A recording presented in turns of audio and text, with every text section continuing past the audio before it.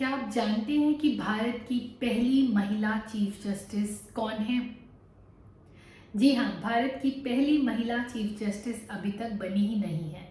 साल 2027 में पहली महिला चीफ जस्टिस बनने की उम्मीद है। भारत में जहाँ महिला प्रधानमंत्री रही हैं, महिला डॉक्टर हैं, इंजीनियर हैं, वहाँ पर अभी तक महिला चीफ जस्टिस कोई नहीं बनी। ऐसे में इस बात की पुष्टि होती है कि महिलाओं के लिए शीर्ष स्तर पर जाकर के प्रतिनिधित्व करना अभी भी एक बड़ी बात है, आसान नहीं है। भारत के मुख्य न्यायाधीश एन.वी. रमन्ना ने कहा कि हमें न्यायपालिका में महिलाओं के लिए 50% प्रतिनिधित्व की जरूरत है। देश के सभी लॉ स्कूलों में कुछ प्रतिशत आरक्षण की मांग के समर्थन की पुरजोर सिफारिश की उन्होंने महिलाओं से कहा, यह आपका अधिकार है, आप इसकी मांग की हकदार हैं। अगर हम बात करें महिलाओं के खिलाफ अपराधों की, तो राष्ट्रीय अपराध रिकॉर्ड ब्यूरो (NCRB) के क्राइम डेटा के मुताबिक पूरे देश में 2020 में बलात्कार के प्रतिदिन करीब 77 मामले दर्ज किए गए। वहीं पूरे देश में तेजाब हमले के 105 मामले दर्ज किए गए। आंकड़ों के मुताबिक भारत में पिछले साल दहेज की वजह से हुई मौतों के 6,966 मामले दर्ज किए गए। ये दुर्भाग्यपूर्ण है।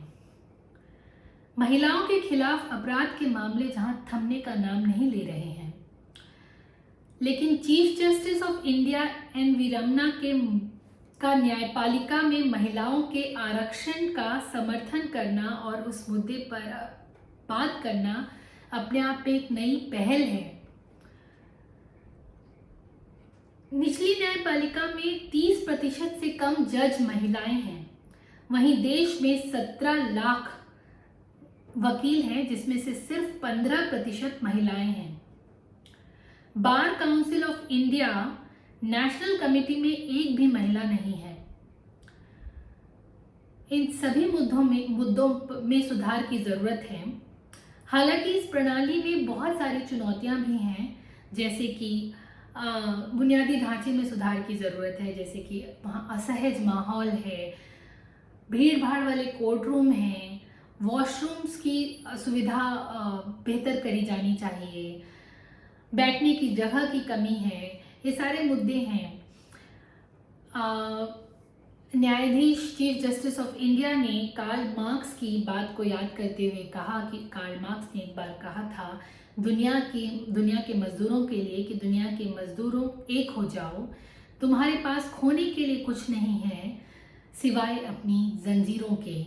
वहीं उन्होंने अपने उसमें कहा कि मैं इसे संशोधित करते हुए ये कहता हूँ कि दुनिया की महिलाओं एक हो जाओ, तुम्हारे पास खोने के लिए कुछ नहीं है सिवाय अपनी जंजीरों के। अगर आपको लगता है कि महिलाओं का न्यायपालिका में महिलाओं की संख्या बेहतर होना महिलाओं के प्रति आपराधिक मामलों में भी अंकुश लगा सकता है, तो आप इस बारे में अपनी राय कमेंट बॉक्स में ज़रूर लिखिएगा।